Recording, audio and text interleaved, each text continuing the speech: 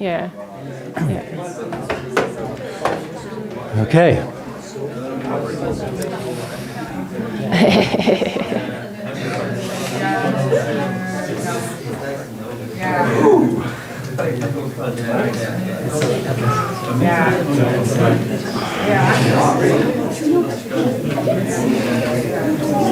I'll start talking when you stop. There's one still on...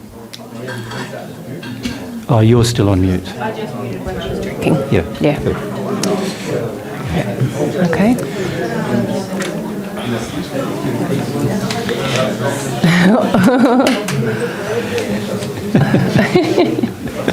Pierre.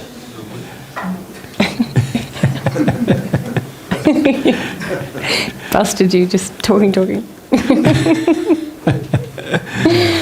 All right.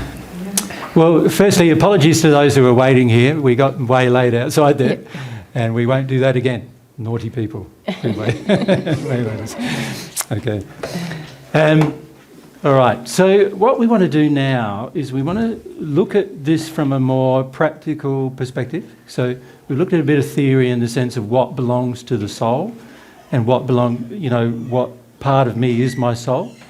But what we want to do now is start looking at, okay, if this is a part of my soul, how does that feel and look like in practical application? Sorry, I'm just going to have to get rid of some of this ringing.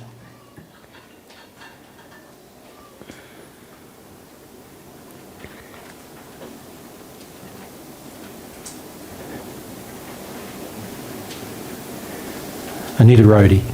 You do. Yeah. So let's have a look at what this sort of connecting to the soul looks like if we're trying to do that in a practical manner. All right. So I think I'd like to leave that there, and I might just come over here a bit more. Yeah. All right, so as we've said, the primary issue we face by living in our physical bodies is that we've got all these sensory apparatus and we've got our mind, and if we're not careful, all we do is we become dominant in the use of our sensory apparatus and our mind. And that's all we ever consider. So we only ever consider, oh, it tastes good. It doesn't matter if it's like, chocolate that's fair trade, not fair trade, whatever. It just tastes good, so we have it. We don't consider the consequences of our decisions. And like some alcohol might taste good to us. So tastes good, so we have it. Or makes me feel good, so I have it. So we end up being driven, if we're not careful, we end up being driven by just what the senses demand and our mind's ability to supply the demand. In other words, we pursue in our life the thing that the sense demands we have. So you can liken that to a child who's given candy at a young age, and then they always want candy. Now, if the parent just accedes to that wish of the child, what is going to be the end result? The toothpicks will eventually get so bad, won't they, that they won't be able to be utilised by the child as an adult. And they'll end up probably losing all of their teeth, even if they continue having a bad diet that affects their teeth. So if you're just driven by a sense, and then you just use your mind and your goals in life to feed the desire that sense has for a substance or a condition, you can see you can end up doing a lot of very unloving things towards yourself and also towards others. So a person, for example, who loves the taste of food and loves food and everything, if they don't have some kind of emotional restriction upon that, they'll end up being so big that they can't get out of the house. Right? If your senses are going to be the thing you use to dominate your life, the net result is going to be that you end up with a very restricted life, right? And which is actually telling us that there's something wrong with the way we're using our senses. So an example of that is if I overeat, my life becomes more and more restricted because I put overweight, my organs start failing, I have all these other problems that start occurring, and that is telling me there's something wrong with the way I'm satisfying myself. I need to change that somehow. And obviously it's emotionally driven, so I need to find the emotions that drive it. But when we become this physical body-centric, we ignore that. And this is why people die from eating badly, or die from cigarette smoking, or die from alcohol abuse, or die from addiction to drugs, or all of these things that so many people on earth have severe problems with that eventually cause severe sicknesses and even death. At the end of the day, they're all because we're focused here and we don't understand the operation of the soul and that there's morals associated with what we do. So let's look at some things regarding law with regard to the soul in terms of how the soul is operating. This soul is governed by a hierarchy of laws. Some of the hierarchy starts with what are physical restrictions, or you could say physical capacity of the soul itself. So an example of that is if your soul is in a certain condition of love, you will not be able to, in a fairly bad condition of love, you will never be able to progress beyond the first sphere of the spirit world while that occurs. So that's the example of a physical restriction placed upon the soul because of its spiritual development. Right? So there's physical restrictions. Then there is also what we would classify as more spiritual restrictions. Now, so a spiritual restriction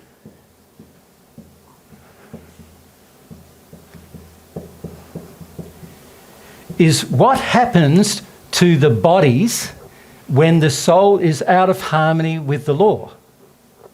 What happens is there are spiritual restrictions that are placed upon the soul that then have physical consequences on the bodies.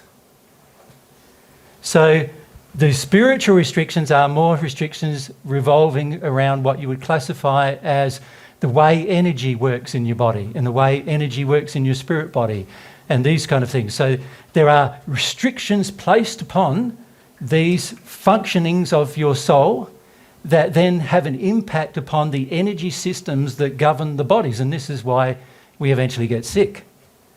This is why we have sicknesses that we can't eradicate in our body, and sometimes permanent sicknesses that result in death, like cancers and things like that. They all come from these spiritual restrictions that are upon our soul that exhibit themselves as physical restrictions in our bodies. Right? So on top of that now, there's also the highest laws are, you could say, soul-based restrictions. So I'll just...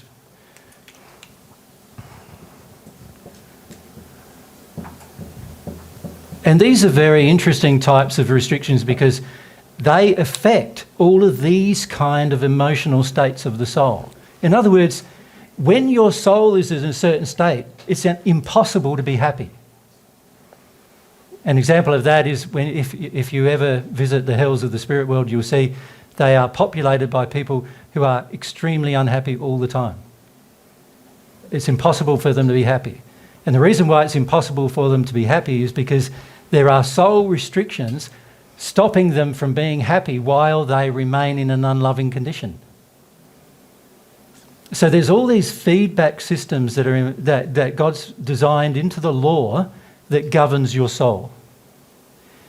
And the key for us in terms of understanding our own soul is to go, okay, what are the most important things I can do to free up my soul, to make my soul have less restrictions? right? If you want to be happy, happiness comes from having a sense of freedom to do whatever you want in harmony with love. The trouble with us is that because, as we pointed out with our senses, we're just feeding the senses with no consideration of love.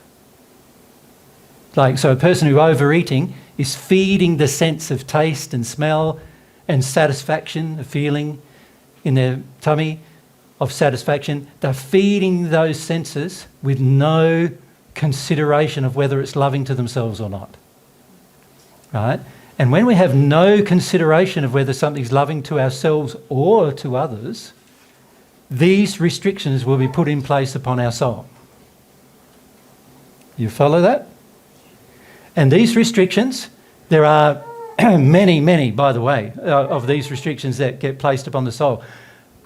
If you are if you are connected to your soul, you will feel every one of them instantly. So you will do something and you'll go, restriction straight away. You'll know you've just been, the law has governed you, right? It's telling you where you're going here is going to be bad for you, right? So there's the, you could say all of that is the law-based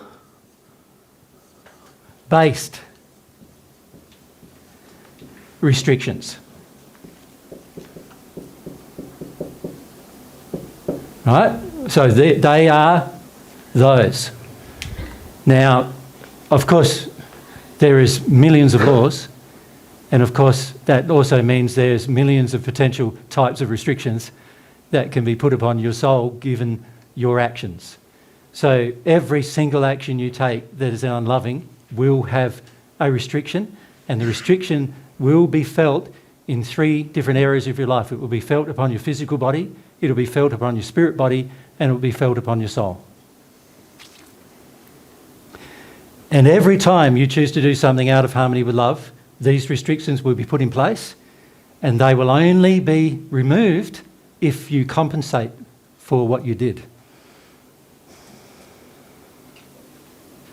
And what I mean by compensate is you fix what you did, or you attempt to. You have a desire to fix it.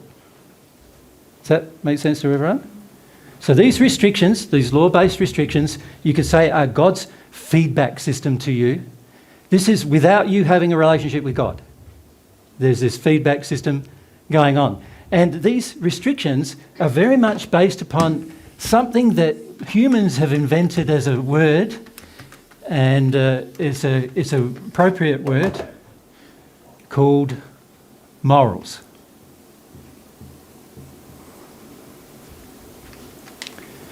So in other words, anything that involves a moral, now let's define a moral. A moral is God's definition of what is true or what is false.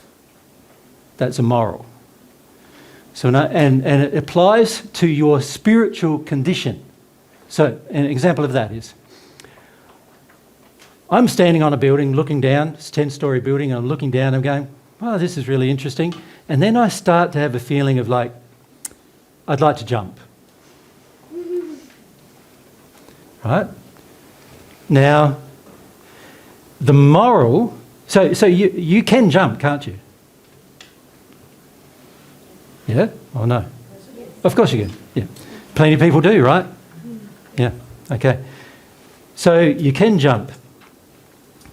When you jump, if you decide to do it voluntarily, so you're not pushed off and you're not thrown off, but you decide on your own back to do it, when you jump, there's a number of different laws that are now getting confronted in that experience. One is the law of gravity, which is a physical law. But that law only affects your physical body. So as you go down, you're probably not thinking this as you go down, of course, but as you go down, you will know eventually that when you hit the bottom there, it's either going to hurt or kill you. And gravity is enforcing itself upon you. The gravity enforces itself upon you and you die. Your physical body, that's the consequence to your physical body. That's done. Right? But the moral choice to end your own life by jumping is actually a different decision to actually jumping. The moral choice is you're saying, I don't respect my own life. Now that is a moral decision you are now making. Every time there is a moral decision you make that's out of harmony with love, and in this case out of harmony with love of self, you will have a moral restriction placed, a law-based restriction placed upon your soul for that consequence. So while you jumped and you died, which would have been the same result as if you were pushed and you died, right, off the building, the truth is that the person, if somebody pushes you, their problem is the moral restriction, not yours. But if you did it, yours is the moral restriction, not theirs. That makes sense? So whoever commits the moral folly, the moral breaking the moral law, and I call it a folly because it's really silly to do it, whoever commits that, the restriction is going to be placed upon them. Now, these restrictions are primarily, firstly, placed upon the soul, of which you are one half, right? It's placed on that. So the consequence of those restrictions may or may not, depending on certain circumstances, be felt in the bodies. So an example, the man who pushes you off the building, right, he's a murderer, right? He's committed the act of taking away your life without your agreement. So he's a murderer. So in doing that, he may, in that moment, feel no restriction. Right? He may think there is no restriction. The fact is, the fact that he can even push you off the building means that he's already desensitised to any moral restriction, doesn't it? Just being able to do it means he had to have desensitised himself to the act, right? So it's highly unlikely in the moment he's also going to feel the consequence of the act. Does that make sense to you? To feel the consequence of the act, he'd have to have some sensitivity, but the fact that he committed the act proves that he doesn't have any sensitivity. And so in the moment, he thinks he got away with it. But the moral, law-based restrictions have put a huge penalty on his soul. So much so, just because of that one act, he will definitely, when he passes in the spirit world, will arrive in the hells. Definitely, without any doubt. Just for the one murder that he's committed. Right? And that restriction has been placed upon his soul. And why does he not feel it, is the question I want to ask. Can you see he doesn't feel it because he's not sensitive to feeling it. He's not in tune. He's suppressed, isn't he? There's something wrong with the suppression of his soul. Now, this is an extreme of what most of us face. Most of us don't realise, but we, through our life, have placed so many desensitisations upon our soul that now we are living only here in our body and our mind, and we don't live in our soul anymore. So it's like we have become without a soul. Have any of you read the Paget messages? Yeah, Paget messages. They're on our website. In there we talked about that as being the soul being dead or seemingly dead. So you can get to the point where the capacity or the attributes or the qualities of the soul are so undeveloped that it's like they're shriveled up and died. And unfortunately, that's the way humans are heading. This complete desensitization to the soul-based state of themselves. Does that make sense so far? Yeah? Question? No, wait for the mic. And if you don't wait for the mic again, I will not be answering you again. over here. But I don't know if you will hear it. It is an example right now in my own life how I look after. No, I don't want to have it. No, but yeah, I know. But I had to handle it because I did it. So you don't get any more. No, That's good. you need to stop your addictions in the way you're asking questions. We need to No, move it was on. just as a good example. No, but I'm never not mind. listening to you anymore. No, Hand the I mic know on. you know. Hand the mic on. Okay. Any questions? One's related to the subject. Thank you. It went quite quickly, so I'm not sure if I heard it well. But did you say that it doesn't even matter whether you jump, because if you have the thought of wanting to jump, that's Very interesting question, and that's very true. You can even have the thought of wanting to jump, but not do it, and there is a penalty on your soul. and then you also go to the hell. If you Well, no, it's not as severe as actually jumping, is it? Yeah. So obviously the penalty is not as severe as actually jumping, because if you actually jump, you committed the act. But if just feeling like it, there is already a penalty on the soul. Yeah. And also, if you think about it, just feeling like it means that there must be something happening here with your soul for you to even feel like it, doesn't it? It's indicative of a problem that exists, yeah, that you don't want to resolve or feel about.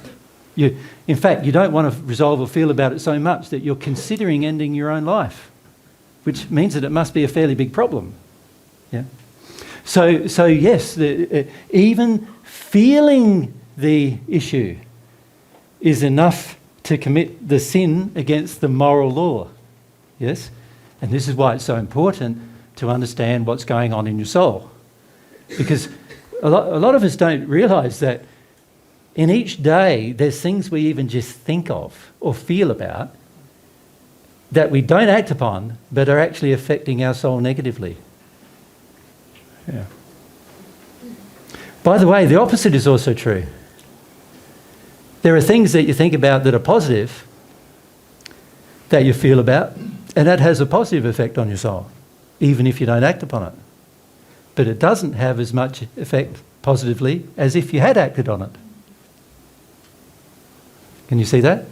The law applies equally as to whether you're morally corrupt or you're morally sound. If you're morally sound, there'll be a reward, and if you're morally corrupt, there'll be a penalty. The law applies either way, right? What we're getting at, though, is that this soul, its condition, is governed a lot by the moral choices you make. See, if you think about life on earth, for the most part, very few people really consider the moral choices they make. Now, there's huge amounts of literature on earth about moral choices, and particularly in religious faiths, you know, they talk about moral choices all the time.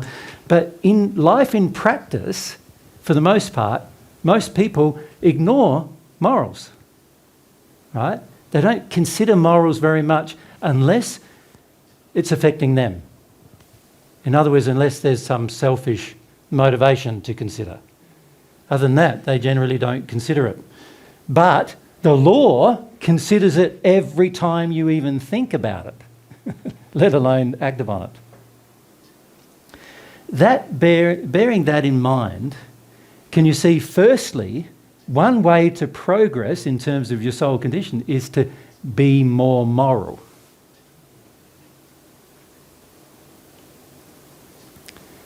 Now, what does that mean in practice? Can you act more moral? Can you use your mind to be more moral? Well, you can try, can't you? But how does it work? Can you... It feels like unattainable, doesn't it? Not sustainable. Because there's desires, passions, longings towards the negative, towards the addictions that are driving your desires. And so when you try to be more moral, let's say, here's an example. I'm married, but there's this very attractive woman over there and she wants to have sex with me. right? Now, if the attractive woman's Mary, then it's a no. It's a, you know. You're also married to me, so it sort of doesn't matter. But if it's somebody else other than the person that I am with, and particularly, I mean, my opinion, other than your soulmate, right? But if it's, and there's an attractive woman there, and I'm going, oh, here's an opportunity to get some senses and the opposite of passions. You could say the contrary thing to passions is addictions, couldn't you? Some addictions met. So here's my opportunity. Now, if Mary doesn't know about it, oh, you know, might consider it. Now, of course, not for me, but that's what the average person sort of feels. If there's an opportunity to do something that is satisfying my addictions or my senses, right, in my physical form, and there's an opportunity to do it, then maybe I should do it. Because you never know, and the opportunity might not come along again. And there's very little consideration of whether the action taken is moral or not, whether it's the right thing from God's perspective or not. Right? Now, for that to be right from God's perspective, I would have to actually go to Mary, say, Mary, I'm not interested in spending my life with you anymore, and I don't want to have a relationship with you anymore because I want a relationship with this person. It would require me being direct and honest and also very committed to the actual outcome, right? How many people do that when they consider having sex with someone other than their partner? And most of the time the partner finds out about it years later, right? If at all. Yeah. So if I'm going to take that action in harmony with at least some morals, honesty with my current partner is required. Honesty with her in terms of my intentions is required. And also honesty with myself that it's highly likely Mary won't want to spend any more time with me if I do it is also required. In addition to that, if I was really honest, I would have to look at whether it's an addiction driving me to the person. And if it was, there's a moral law that says if you use an addiction to take an action, there's a restriction. So if I'm acting out of addiction, I've already broken the moral law as well. And then if all I'm doing is satisfying my senses and I'm not considering anything else, like does that woman have a soulmate? Does she have a partner? Does she have family? Does she have, if I'm not considering any of those things, then of course there's a whole heap of other laws that are being broken there. So in the one act, I could literally break 100 moral laws in that one act. And there'll be a penalty for every single one of those laws I break. Make sense? Ideally, it's wrong to lie. Everybody knows. Sorry, you. It's wrong to lie. To lie. Does everybody know that? Yeah. It's No. morally. It's immoral to lie. Yeah, but not everybody doesn't know that. But for example, philosophically, in more practical moral, it's bad to lie. But in practice, as we are finite and limited beings, can we lie for the sake of love? For example, can we? No, I think we've answered that question. Just I have an example. No, can I stop you now? You're Yeah. not listening to us now. Huh? Yeah. We've answered that question. There's no example that will break that And also, rule. right at the moment, you're being unloving to Yeah. the entire group now. Yeah. Because it's quite clear what the answer is, and it's also what we've just said, is that everybody doesn't know morally that it's wrong to lie. Okay. And You might- even your question Okay. is And so your question leading is towards based that. on a false premise anyway. Okay. So let's move on. Who had their hand up over there? I'm going to do this with your questions from now on, because they get out of hand. Can you explain what sexual projections are? Yes. What about them? What are sexual projections? You So say- the feeling of desire or sexual feelings for another person. Yep. But just when you look to somebody, when and you go, oh, they're attractive, you know. That is sexual projection already. Well, when you feel, oh, they're attractive, well, for me, it's like, most of you are good looking, right? It doesn't mean I feel sexually about you. So it's like, what do you feel? Do you want to have a relationship with them? Are you drawn to them? Are you romantically interested in them? Are you desiring some kind of interaction with them sexually where you exchange sexual energy? Are you desiring to, you know, get some feelings, some addictions satisfied and some of these things satisfied through the interaction with them? You follow? Now, of course, that is breaking the law regarding soulmates. Naturally, it's a sin. There's going to be moral restrictions. Yep. So in the first century, I said, even a man looking at a woman so as to commit adultery with her has already done it. And he will be treated in the spirit world like he has done it. Yeah? Thank you. Yeah. So a lot of men are in that category, right? Yeah. Just behind.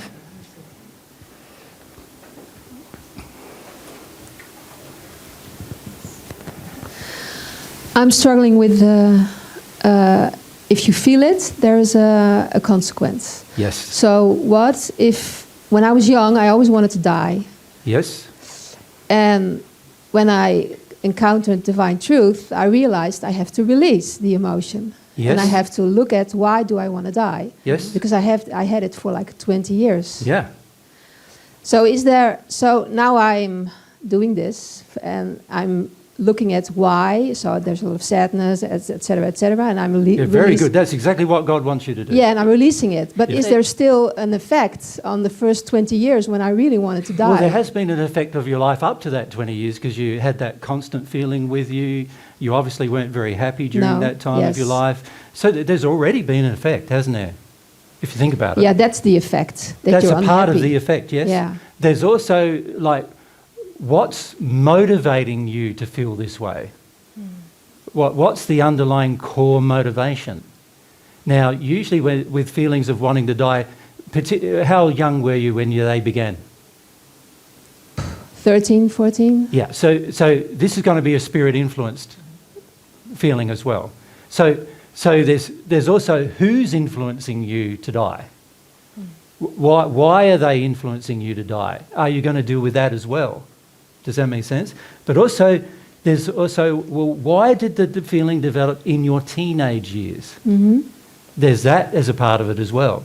Now, if you're willing to address this, then the consequences of the sin can be removed. In other words, the restrictions that were placed on your life up while you had the feeling, now that you're wanting to address it, will be removed. Yeah, okay. And you So can be does assured it of always that. have to do also with the parents, or is it just spirit influence or family related? Well, there is a lot to do with family in why a child wants to die, for sure. Yeah. But it's a lot more to do with how restricted you felt in your family, isn't it? Yes. Yes. And so you can also see that you are, as a child, you were unwilling or not allowed to deal with your parents with regard to the restrictions they were placing upon you. Now, as an adult, you're above that. You know, you can live an independent life. Yeah. And so that's not the reason now. You would still feel the same way if you did. Yeah, I get it. Yeah. Okay. So again, there were restrictions being placed on your soul, some of which resulted in your own sadness, were the reasons why you felt sad. Because there was a moral feeling going on constantly inside of you that you wanted to do something that was out of harmony with love. So that does create sadness. Yeah, and if I would not release it, so like struggle on for 80 years in my life and then die, then I would end up in the hells because I did not release the emotion. You would end up in a state where you still had the same Feeling of wanting death. And therefore you would be attracted to the hells because that's where people with that feeling reside. Yeah. So it's not a punitive thing, it's because you're attracted there. No, I get it. It's a loving thing. Yeah. Yeah, I get it. It's to show you that, that feeling, there's something wrong with that feeling. Yeah. Yeah. I don't Now- have to live in this feeling. Yeah. Now, of course, most people who have suicidal feelings know there is something wrong with the feeling, but they're not willing to go through the emotions needed to correct the feeling, right? And oftentimes they're very angry about going through the emotions, and so they're unwilling to do what you are now doing. And you can see that in that case, anger would drive a lot of their decision-making processes and their recklessness on earth, if not their outright, desire to suicide itself. It would be driven by anger rather than other types of feelings. Yep.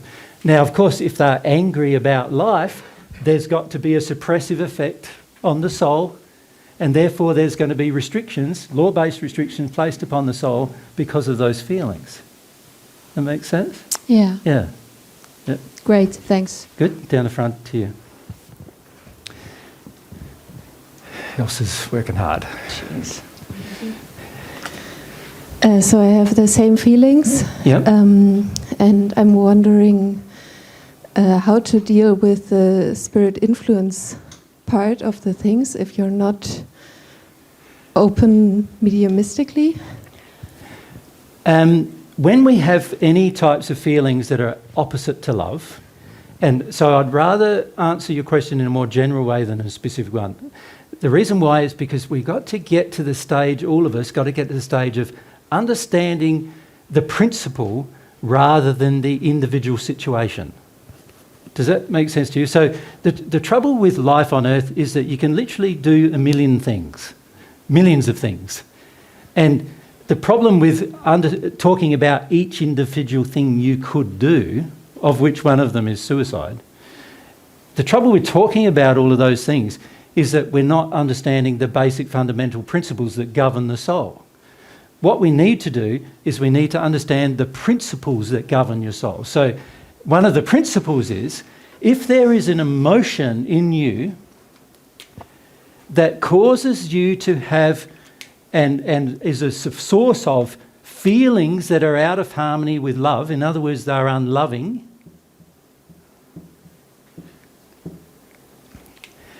those feelings are best to be released and not acted upon. So in other words, you can feel them, but you don't want to act upon them. Does that make sense to everyone? So let's look at the feeling of suicide as an example. There's an emotion that I want to kill myself. It's an unloving emotion towards myself and potentially towards others. Yeah? It's an unloving emotion, therefore I should not act upon it. The moral decision, the first moral decision needs to be don't act. Can you see that? It's a very first moral decision. If I know the feeling is unloving towards myself or towards somebody else, the very first moral choice needs to be don't act. Then the second moral choice needs to be I need to get rid of this feeling. So what do I do to get rid of the feeling? How do you get rid of feelings? You don't get rid of them by going all stoic, in other words, shut down. You don't get rid of them by living in apathy, do you? Like, just, who cares, I'm just going to leave it there, that kind of feeling. You don't get rid of them by acting in addictions to avoid them, because the feeling's still there. You don't get rid of them by being stupid, right? In other words, acting upon an unloving feeling, that's pretty stupid because you're going to end up with a pretty unloving result, right? You don't get rid of them that way. You get rid of them by going through the feeling in a proactive manner emotionally. That's how you get rid of them, right? And that means not acting upon them, but going through what's the reason why I feel so bad about myself in the case of suicide. In the case of having a desire to cheat on my partner, why do I have this need to cheat on my partner? What's going on? In the case of needing to get drunk every night, why do I need to get sloshed every night? Why do I need to get, we call it sloshed in Australia, why do I need to get drunk every night? What's the reason for that? right? In the case of, needing to take drugs, why do I need these drugs? What's the reason for it? Not go and take the drug, not go and satisfy the addiction, but rather see that the addiction is unloving and that I need to face the feeling that drives it and feel the feeling that drives it. So Charlotte, does that sort of make sense to you, the very first thing? Or by now you're not hearing? I couldn't listen, but I'm going to listen back. Yeah, now, can I also say, the fact that you can't listen to what I'm saying is indicative that there is some spirit influence here trying to stop you from making a better decision, right? So that's also something that needs to be addressed. So again, there's a spirit, a person who's also in a bad moral state, who's around you going, suicide, suicide, suicide, suicide, suicide. Bothering your mind, all that kind of stuff. Why are they there? Why is this unloving person influencing you to do something that's unloving? Why are they getting in your head? You've got to deal with the emotional reason why you allow them there. Does that make sense to you? Just like if there was an unloving spirit indicating to me that I should go and cheat on Mary, I need to ask myself, why do they have any foothold in me? What's that about? And you'll find that's a lot about some childhood issues probably regarding overbearing people, and you're afraid to fight them. You're afraid to disagree with them. So one of the things in your life is very much that you do not like having conflict with anyone, right? And that is causing you to accept the abuse of others rather than just say, no, I'm not putting up with this. I'm not having you in my life if you're going to do that, and just leave the situation, right? So these things are unloving towards oneself. Now, the wise thing to do is to not act upon them, because the simple matter is they're unloving to yourself. The very first moral choice is don't act upon it. That's number one. Number two, next moral choice, feel through the emotional reason why you feel the need to do it. And in the case of wanting to die, which is really suicide, we're really saying, I'd prefer to die than feel something. So often when you're working through those emotions, it's working through that first top layer is, I'd rather die than feel. And then you need to, once that's gone, then you can feel what's underneath it. But very often when we've been suppressed in our childhood and we think feeling is not an option, when you come from a very stoic background, you think, I have to keep going, but I can't feel anything. In the end, you end up feeling like I'd just prefer to die than have to feel what life keeps showing me. And the spirits around you are often attracted because they have the same belief. It's better to die than feel something, or you'd be better off dead than feeling something. And so working on that belief, which relates to the stoicism, is very helpful. Yeah. Thank you. Mm-hmm.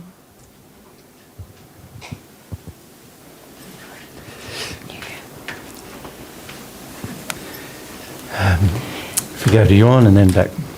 Just here. Just here. Yeah. Regarding an unloving emotion, is it possible that if you ask yourself why, it's difficult to find it because you have imbibed it from parents? For example, for me, it's like with sexual projection a lot.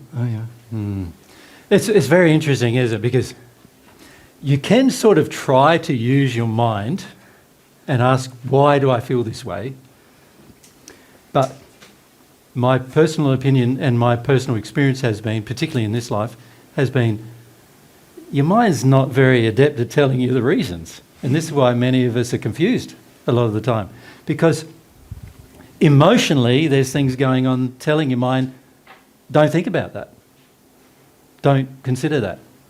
And so, excuse me, the important thing is to focus on what it is you do actually feel rather than asking yourself why you feel it. See, the mind is going to say, oh, I feel sad, but I don't want to feel sad. So why do I feel sad? I'll figure it out and then I'll be less sad. I'll figure it out. Yeah. Right? It's going to say, if I figure it out, then maybe I won't have to feel it. That'd be a good idea. Right? But it's in the soul already. So the only way it's going to come out is by feeling it.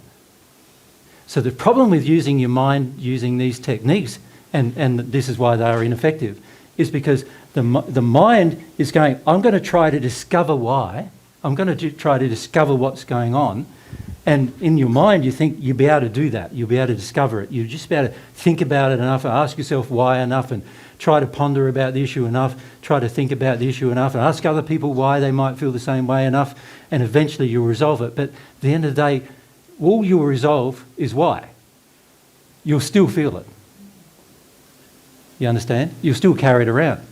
The only way you can stop feeling it is by actually going through the emotional experience of feeling it. When you go through the emotional experience of feeling it, then who cares why? Because it's gone. That makes sense, John? Yeah, I think I have to do it. Yeah, yeah. Because, you see, this is the real struggle all of you are going to have is this. You hear divine truth and you think, I'm a clever person. I can work it all out. All I've got to do is listen enough and try to work on it and use my mind enough, and I'll work it all out. I'll get there, right? And this is the same way you've learnt the rest of your life using the same techniques, and it's worked. So this tells you that this is a good method. It's going to work. But God's way is different. God's way is that the soul has to process something in order for you to learn new things. You have to get rid of the old things out of your soul to learn new things that will come to your soul. And this soul needs to go through an experience, emotional experience, in order to do that. And yet the mind is saying, but if I could just work it out and just find out why, I might not have to. Mm-hmm. I might not have to. You know, if I could work out why I feel ashamed, then I won't have to feel ashamed anymore. If I could just work out why I'm so sad, I won't have to feel sadness anymore. If I could just work out why it is that I feel like I want to drink or drug myself to death, I won't have to do that anymore. But the trouble is, you can work it out and you'll still want to do it. Because the emotion that drives those feelings is in your soul, and the only way it's going to come out is by you experiencing it without acting upon it. So in other words, I feel like killing myself, but I can't act upon it, so I've got to go through the experience of the experience of feeling it. Now, when I go through the experience of feeling it, I will find out why. And it will be the actual reason, not the 2,500 different other reasons that my mind came up with while I was avoiding the actual reason. Right? So the problem with using the mind to discover why is you're already avoiding the path. You're already avoiding the path forward. The mind is not going to be effective in actually releasing the emotion, even if it identifies the emotion accurately, which often it won't, because the mind is already being used to not identify it or to avoid it. Right? Even if it could identify the emotion accurately, you still are not much benefited because you still haven't felt it. Yeah?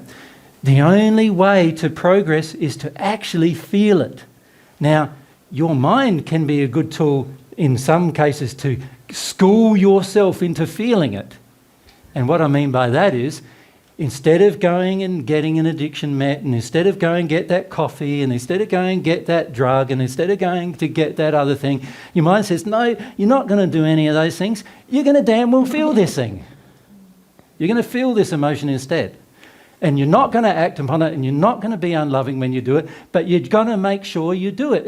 And let's say your lifestyle is such that you're not allowing yourself any time to do it, then damn well fix your lifestyle and give yourself some time to do it.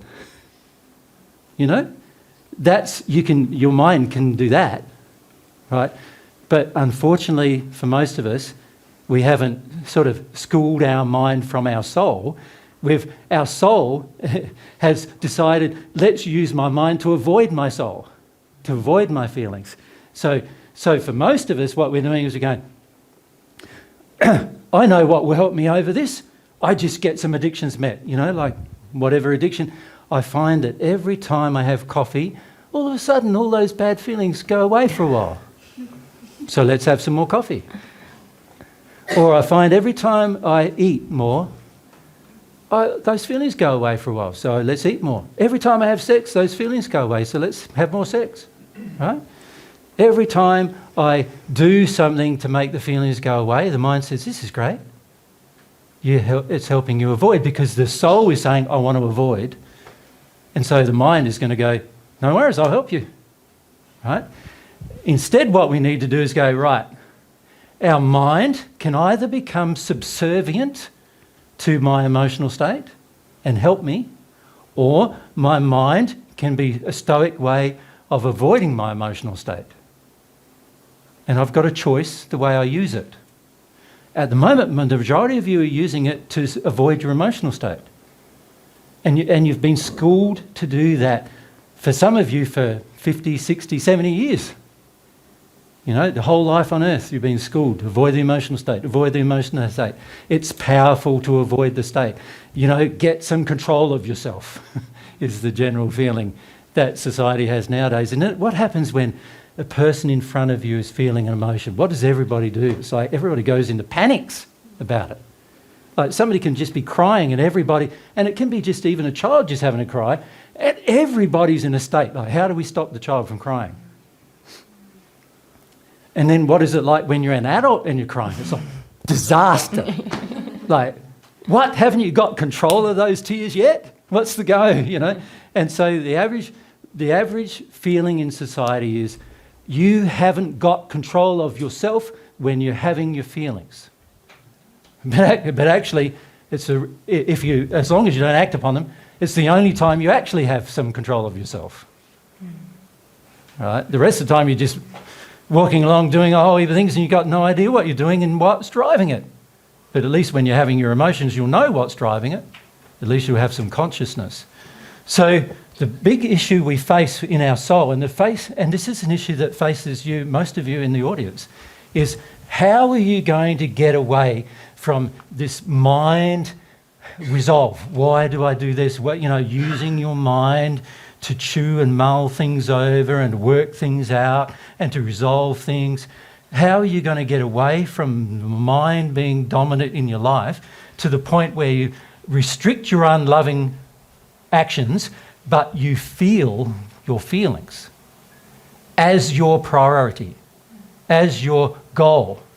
And the goal being that without you doing it, a relationship with God is impossible. And knowing that without me processing through something emotionally, my relationship with God is inofficial. And by the way, not only your relationship with God, your relationship with yourself, your relationship with your soulmate, your relationship with your friends, your partners, everybody on earth, your relationship with the environment is all damaged if you can't feel. So it makes a lot of sense to feel. But the majority of us go, well, those feelings, they're pretty dangerous. Right? Can't trust them. Can't trust them. Yep. They're very bad for me.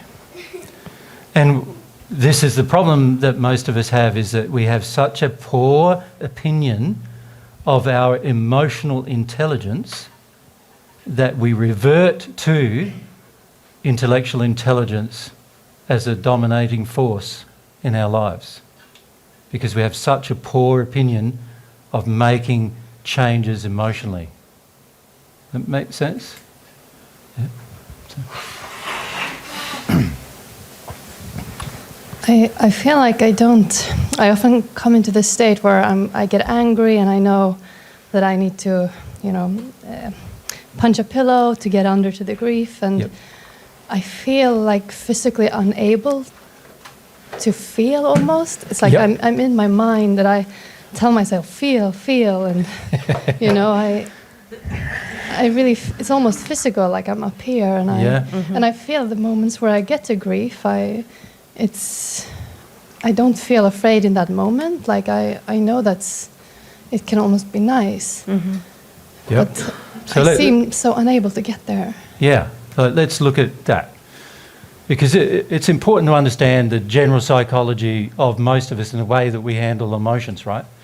And this is a very common thing worldwide, so we just need to look at the general reasons why we revert to anger.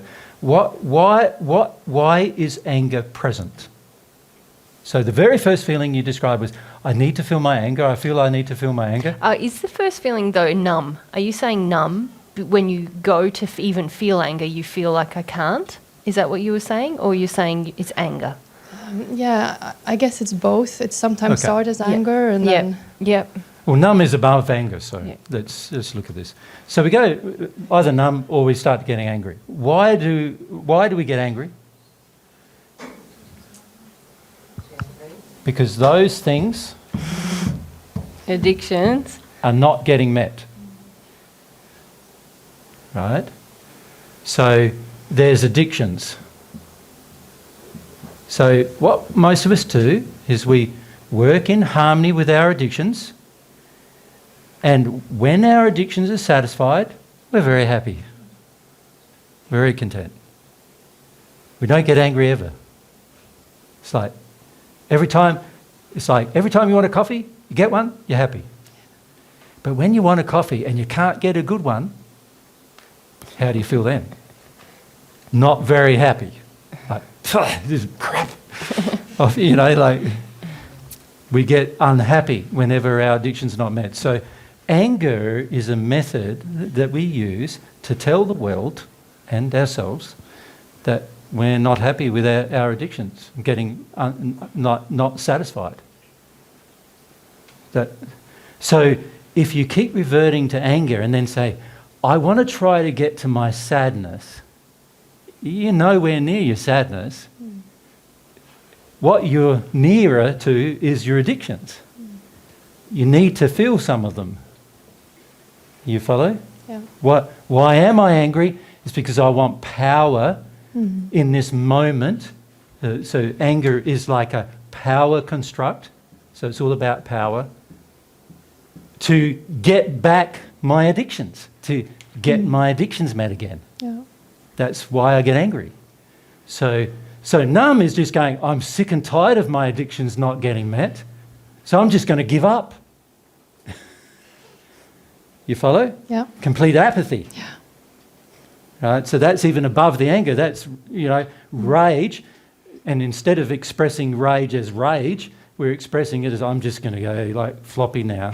You see it in a child a lot when a child is restricted. I don't know if you've ever tried restricting a child.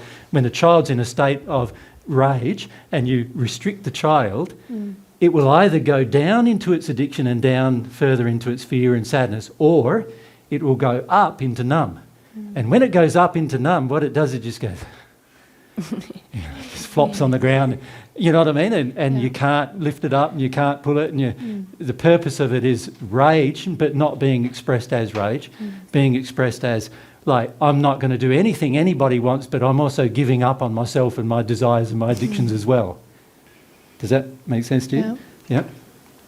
So when our addictions are getting satisfied, we're really involved in meeting them. And initially when they are not met, we get angry. But when they're not met many, many, many times in a row, then we start going numb.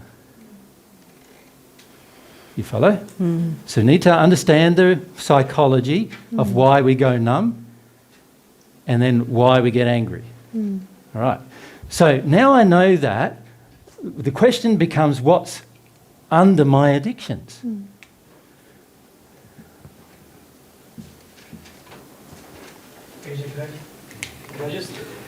Can we use a mic? Yep.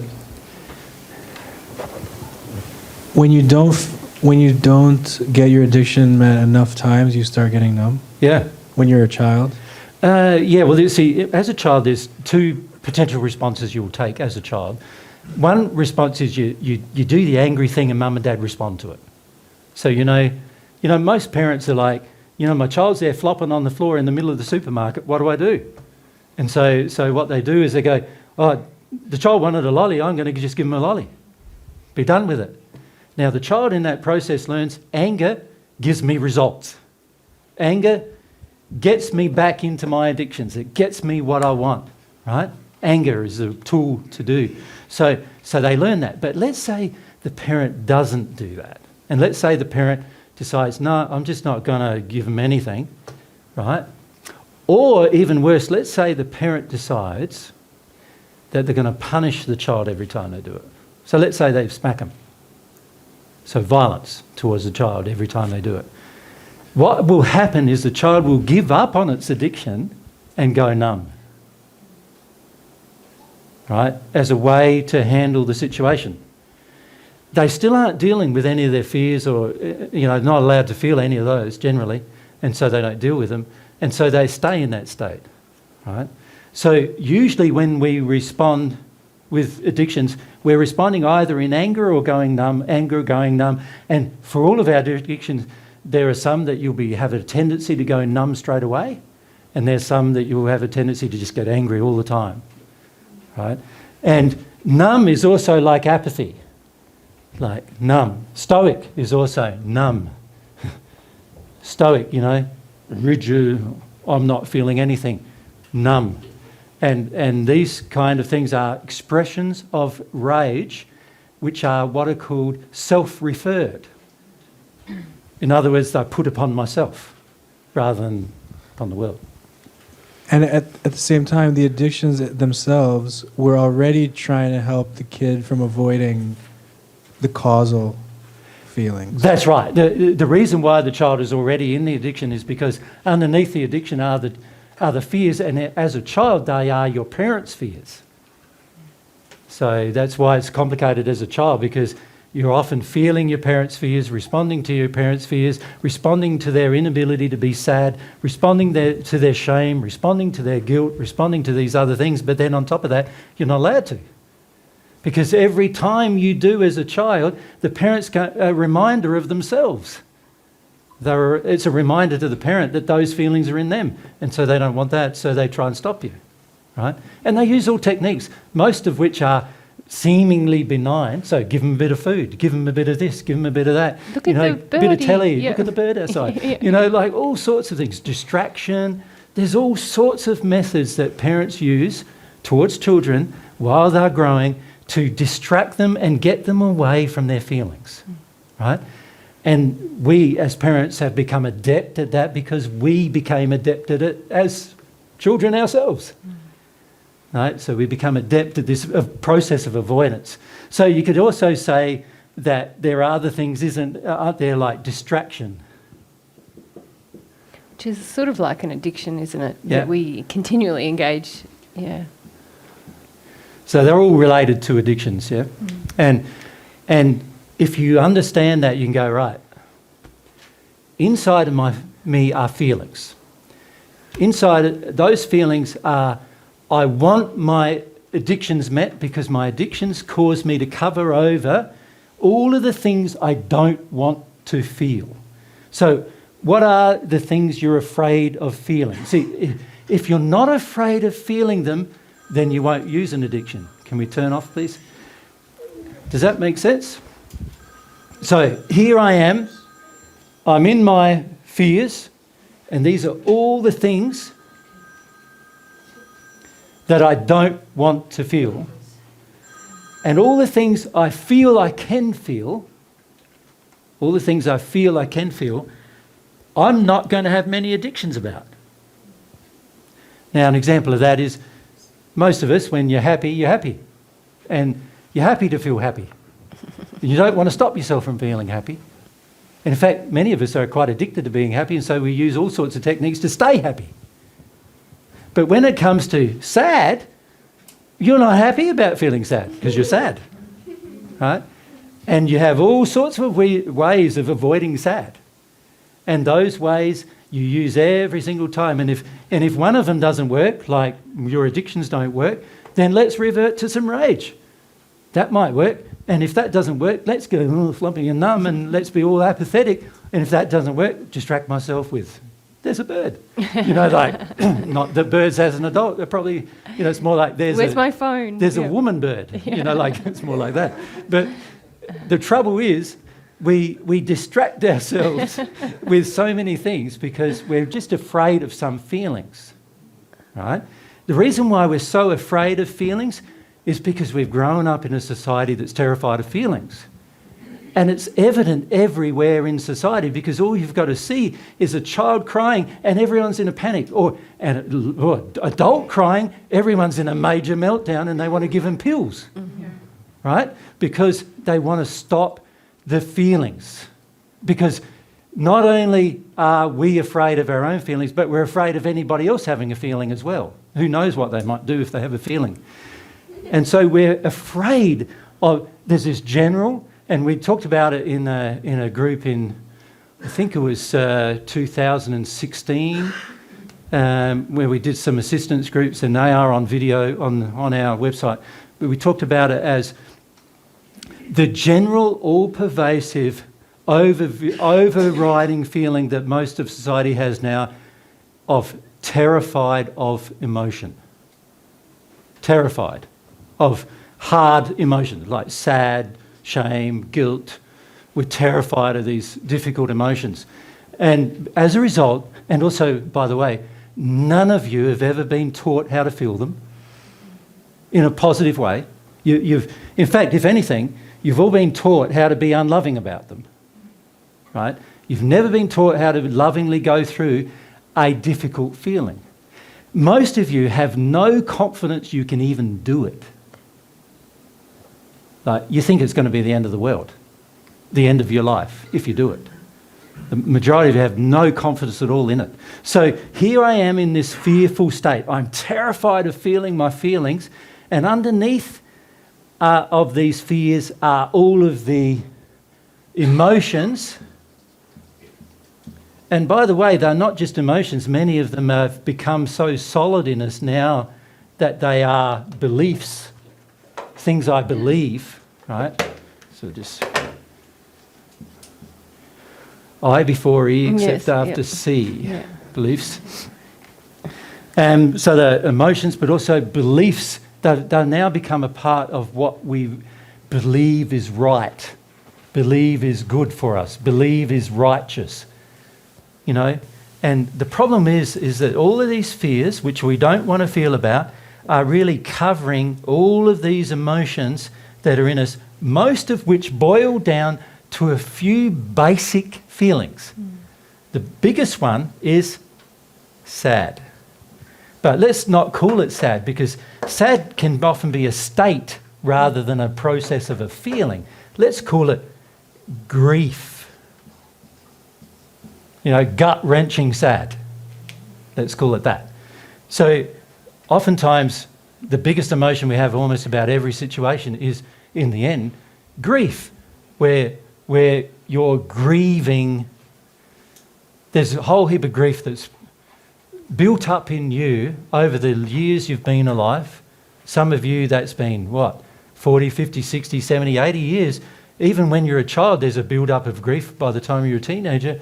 So here we are, there's this grief, none of which we've been allowed to feel, and all of society, our mother and father, and ourselves, by ourselves, are terrified of it. So what do? What we think is a good thing to do is just to deny it all and shove it all down and use our fear as a tool to keep it under suppression. Because that's good. That's the role of fear. The role of fear is to stop you from taking actions, stop you from change, stop you from doing something positive with your life, including getting rid of the grief you feel. The role of fear is to tell you that you shouldn't have to do it.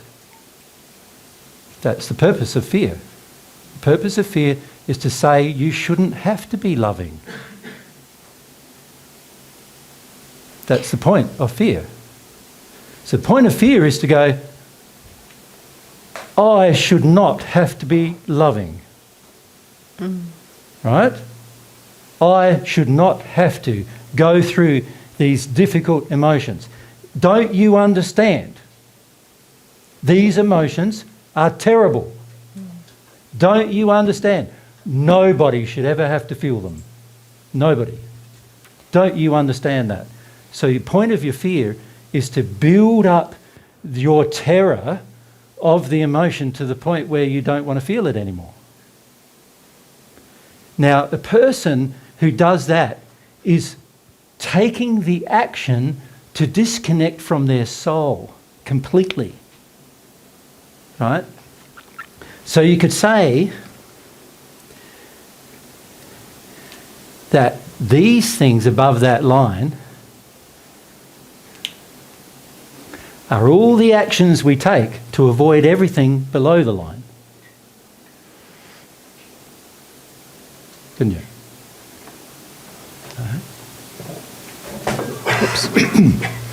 Jay, what happens if you're just getting a ring as you're in that corner? What if we move across a bit? Yep. Just move that chairs over a little too.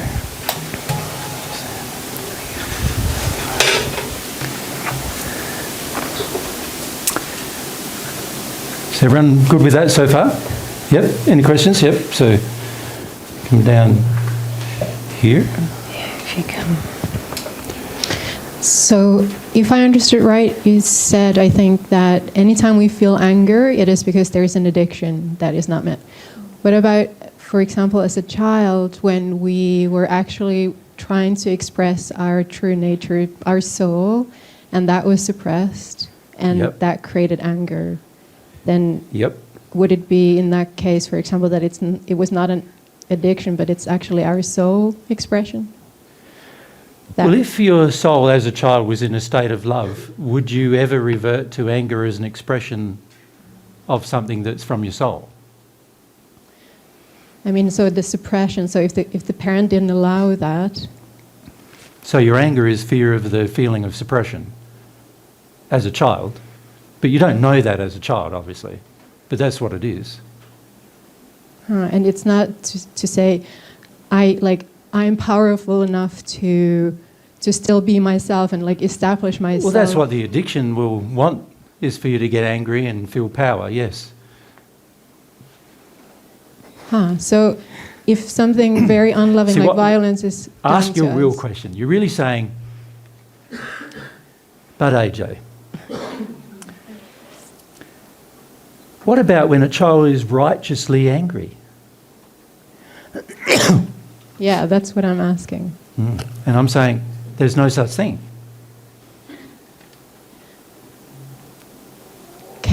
So when processing emotions, in videos you have said that we first need to feel the anger that we have in our soul to get to the underlying grief, for example. So, for example, if someone is... I'm not suggesting you don't need to feel it. I'm saying it's a construct.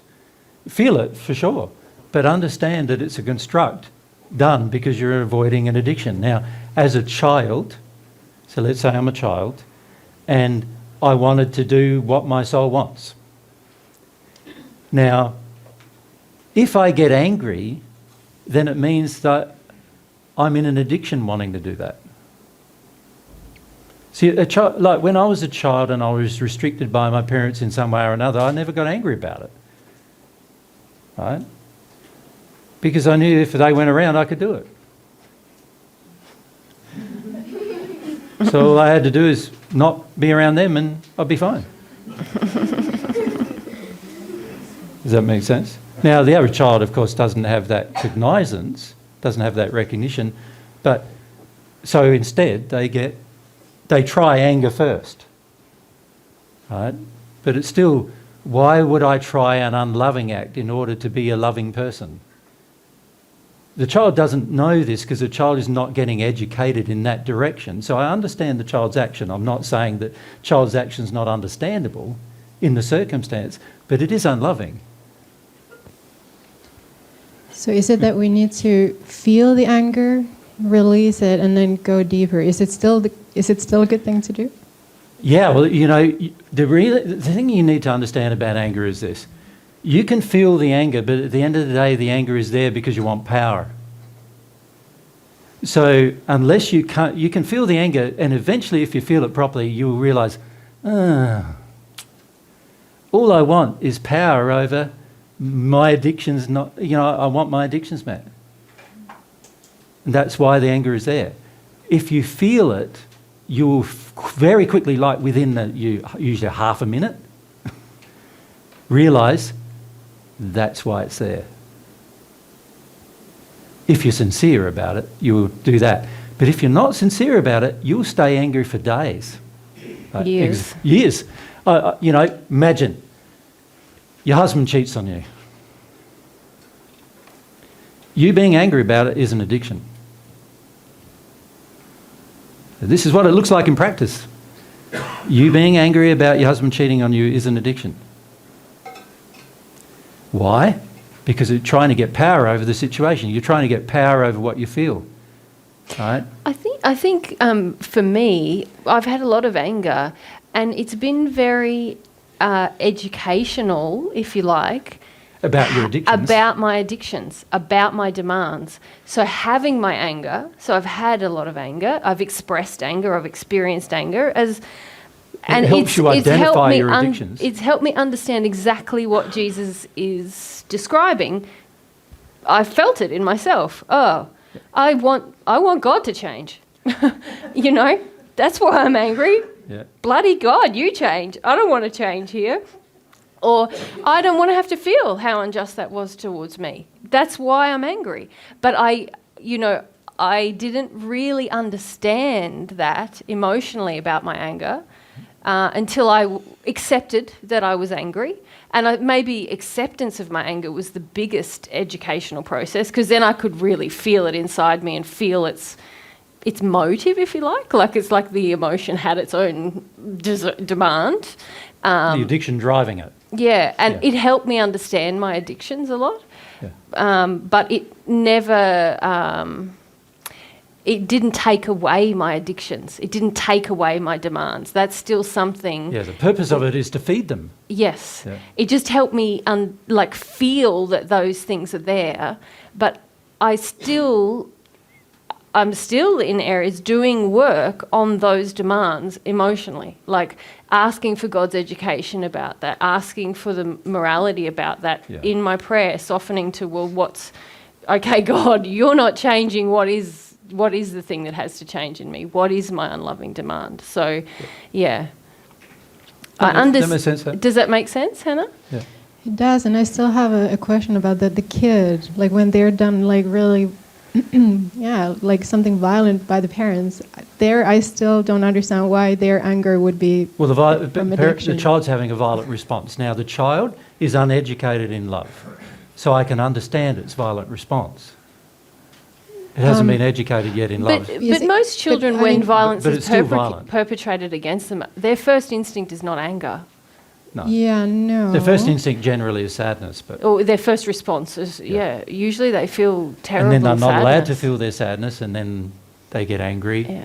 And again, they get angry because they're not allowed to feel their sadness, and so this whole thing is still exactly the same as if it was for an adult. Right. Okay. Yeah. It's not. Yeah. It's true. But so if you have a childlike part of you that feels angry, yes, feel your anger. But I think, I know you're going to find the most power is it'll be informative in this process. Yeah, it'll tell you what your addictions are. Yeah. Okay, now I understood that there is this whole process that goes on before the child actually gets to anger.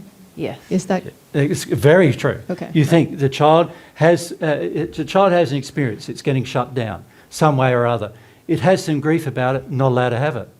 You know, we just said, didn't we, earlier, that grief is like the very worst thing most of us can feel, and particularly as a child, because the parent then feels, I'm a bad parent, my child's crying, not allowed to have, they try and shut down the child, give them a lolly, giving some food, breastfeed them if they're younger. Do whatever you can to stop the child from grieving, is the general feeling. Now, the child feels the intent from the parent to stop it from grieving. So what's its next port of call? It's now afraid It's now getting fears associated with its grief. It's now like every time I feel like crying, my mum and dad get violent with me, emotionally violent with me, right? As a child, you're not thinking these things consciously, but you can feel it, right? And so they're going, now I'm terrified to feel grief. What do I do now? Now we're on the addiction path, and now we're on the anger path, and now we're on the numb out path eventually. So there's children who have been so badly treated that by the time they're 5 years of old, they're already numb. But there's also children who have been badly treated but not gone that far. By the time they're 5 years old, they're like raging lunatics. Mm-hmm. Yeah? And, you know, a lot of times there's a lack of love in a child's environment where they're treated badly or suppressed, but they're also often taught to have expectations that they shouldn't have to feel sad, you know? And that is very... that generates a lot of rage in kids, you know. And as an adult, you still have to deal with that. The kid in you still has to unlearn that, learn God's truth about that. Yeah. In a way, I have sort of simplified this diagram a bit. So let's just add a little bit, because Mary mentioned it just now, and that is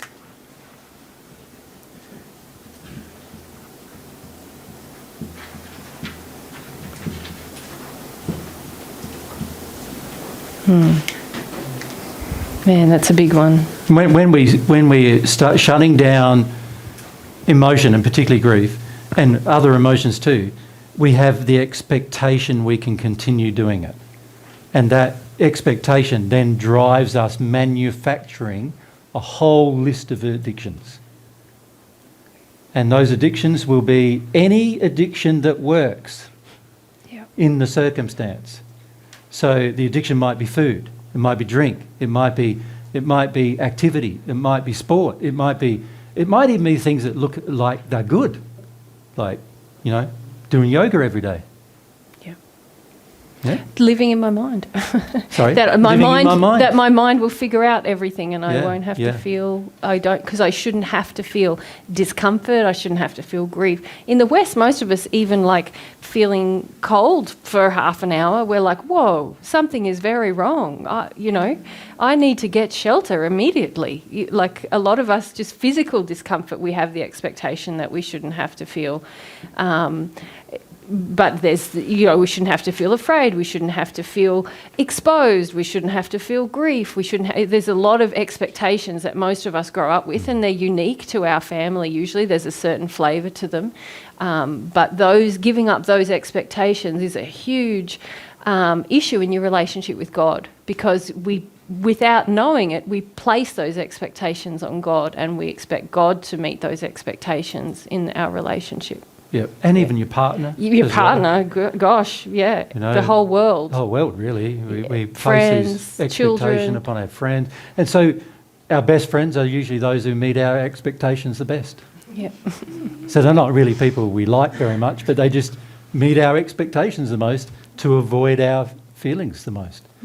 That's the unfortunate thing about most of our choices and decisions. They end up being this sort of weird... We end up in this weird illusory state of thinking we've got friends when really they're just people who support us in our comforts. Yeah. And they're not real friends. They're not the same passions and desires or anything like that. They just support us in our addictions. They don't mind our addictions, and they don't mind meeting them, because they might have a codependent addiction that we meet in them. Mm-hmm. So it all works. It all works. It's if you want it, many people who listen to Divine Truth, we find, who come to listen, many of them are driven by conspiracy theories, right? I'm not into conspiracy theories, but there is a conspiracy. Nobody wants to feel that. That's the world conspiracy. Yeah. Nobody wants to feel, in particular grief, but any negative emotion at all. Nobody wants to feel them. And that is the biggest conspiracy we have on this planet, actually, and almost all of us are in agreement with it. Right? And from God's perspective, we're living this illusion. The illusion that we're actually living a life, while at the same time not having emotion. Mm-hmm. Right? Yeah. Can I ask I'm just wondering about like so if I would be having my addiction not met, and I would get angry or maybe start cry because of the effect. Well, yeah, a lot of times even when we're crying, we're actually crying because our addiction isn't met. Right. I'm not loved because my expectations aren't being met. Yeah. You see this in children who weren't allowed to be angry when they were children. Yeah. They were allowed to cry but not be angry, right? So there's sometimes when you're a child and you were taught you weren't allowed to be, crying, then in those cases you were allowed to get angry and express your anger. And for many of us, even then, that was wrong. Got a belting for that as well. And so then you went into these other places of distraction, numb, and all those Manipulation. kind of places. Manipulation. All underhanded, a lot of underhanded things we do. Like, what would you call that? Sort of manipulative, deceitful things that we do. We're taught to be deceiving. We're taught to not be truthful with our feelings. We're taught, you don't tell mum and dad this and you don't tell mum and dad that. And if you want to go out with your boyfriend when you're 14 and have sex with him, just don't tell mum and dad about it. Do you know what I mean? Don't be honest. Now, of course, God expects you to be honest about everything you do, but you're in a situation where you've grown up in this thing where you want your addiction still, but you're not allowed to be honest about it, so you just don't tell them. Right? So you end up in this place up here where you're doing a whole heap of things which are actually damaging to your own soul. You're doing a whole heap of morally damaging things to your own soul in order to get the sensory response, that you want. And you're in this place because in the end you want the addiction, you want the power over all the feelings, and that's driven by these expectations that build over a lifetime. And start at our childhood and build up. And all of it, or the whole construct, is because the whole world's terrified of crying and not getting what they want. And what's my next step? If I kind of get stuck in the addiction not being met and I'm crying for the effect, or I'm getting angry, What's the antidote to fear? Truth. Got to be honest with yourself. Got to be sincere. Pray for truth. Pray for truth. Pray for more sincerity. Pray to see the truth. Right? Not the truth of how everybody else is being unloving. How I am being unloving. How I'm being unloving. What's my addiction? What's my expectation? Yeah, the truth. And when I see that, that's when the real feeling would hit me. Then you're probably going to have some feelings about the reality of having to give that up. If then you have all these false beliefs about, well, if I don't have this, what have I got? You'll find you'll have faith that is corrupt, that you have to feel your way through. You'll find that you believe in things that are false. You find that you believe in things that are unloving. You'll find all sorts of things. But truth is the way forward every time. But to accept truth, we must learn to be humble. Humble is feeling and experiencing all of those difficult emotions. So we have to learn how to be humble. A lot of truth can't come to you unless you're humble. Yep. So a lot of times what happens is people go, what about this and what about that? And why can't I resolve this? And I've had this problem for years and years and years, and what's going on? And the net reason for those things occurring is I have never been humble enough to resolve them. Yeah? That's the net cause. I've never been soft enough to my feelings and willing to go through them enough to recognise what they are and why I have them. Yep. When you go through your feelings, it's really interesting because you will notice a number of physiological effects as well of going through your feelings. So you will find that as you go through a feeling that's causal, you could call it, or the cause of your problems, you'll find your energy system in your body will probably heat up, you'll sweat, and you have all these confusing physiological symptoms as you go through the emotion. And that's indicating to you that you're actually getting down to something that's been locked up in you for years and years and years. That makes sense? That you actually go through it physically as well as emotionally. So I notice that a lot of people who claim they're processing things emotionally don't ever have that.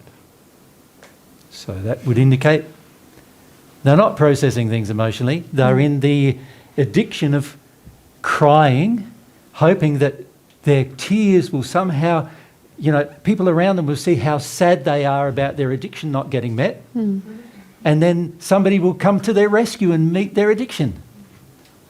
It's a very common way of manipulating people to cry. So I'm not talking about that kind of crying. I'm talking about actual grief where you are in your stuff. And to be honest with you, it's very rare to do it in the company of others, because you're going to want to be really self-absorbed in the emotion, to do it. So this is the place to get to. And this is what I find interesting, is that a lot of people call me, what's the word they say,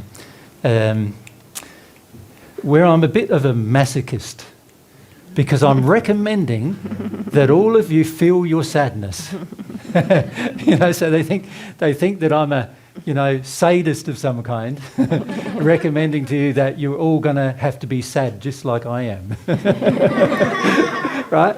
And the reason why they say things like that is because everyone is so terrified of just feeling some grief. Now, I'm not saying to you that some of your grief is not going to be really, really big, because some of it is. Like, you imagine if you've been a child who was violently abused most of your childhood, that you're going to have a fair bit of grief to feel, right? Now, if you've been a child who's been spoilt most of their childhood, you're also going to have a fair bit of grief to feel. Because you're going to have the grief of none of your expectations in the future God ever meeting them. So you're going to have give to them up like you're gonna have to give them all prized up. possessions. You're going to think, I need them, but none of them are going to get met.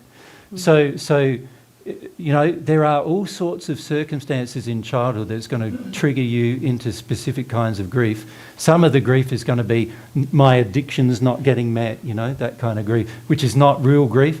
And then there's other grief which is like, this terrible thing happened and it was bad.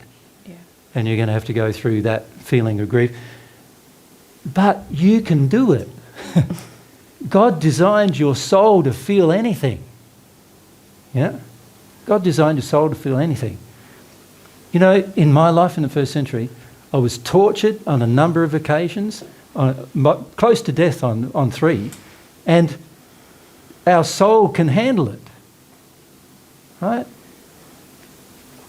On one occasion, I had spears through my shoulder, my hip, my back was broken, I was towed behind a horse through the city square naked, and this happened when I was 19 years of age in the first century, and I handled it. Right? It took me nearly 6 years to recover from it, right, where I could walk again, and I handled it. All right? The torture went on for 2 days, and I handled it. And you look at, I've got lots and lots of friends in the spirit world that have had just as bad or worse happen, and they handled it.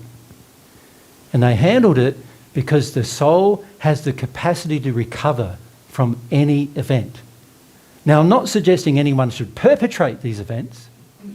I'm just saying the soul has the capacity to recover. You need to have some confidence in the way in which you've been created.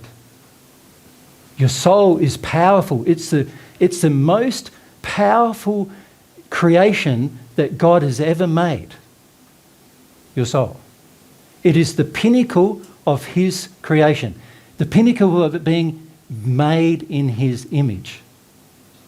You can handle anything. You need to get some confidence that you can.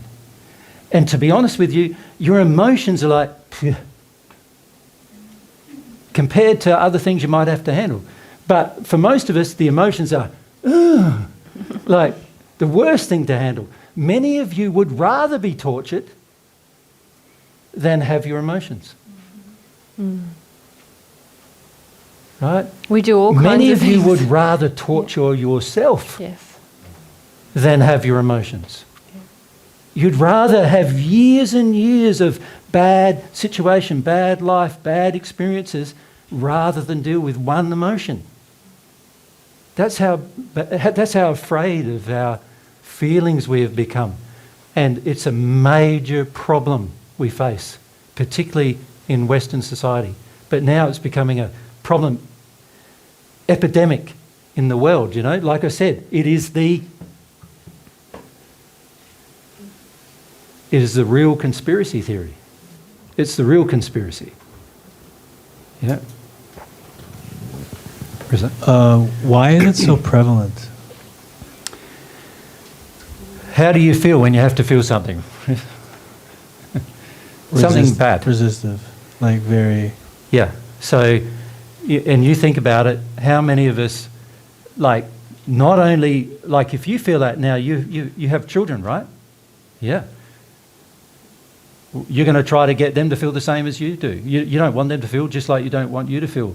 And every generation has this thing of, I don't want the next generation to feel. And then not only that, now we've got like higher a population amount of all of us that don't want to feel.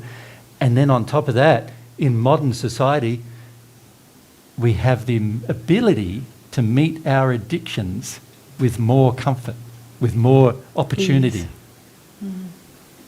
You know, nowadays, it's very rare for a person in the West to experience half an hour of discomfort. You know, bit warm, turn on the aircon.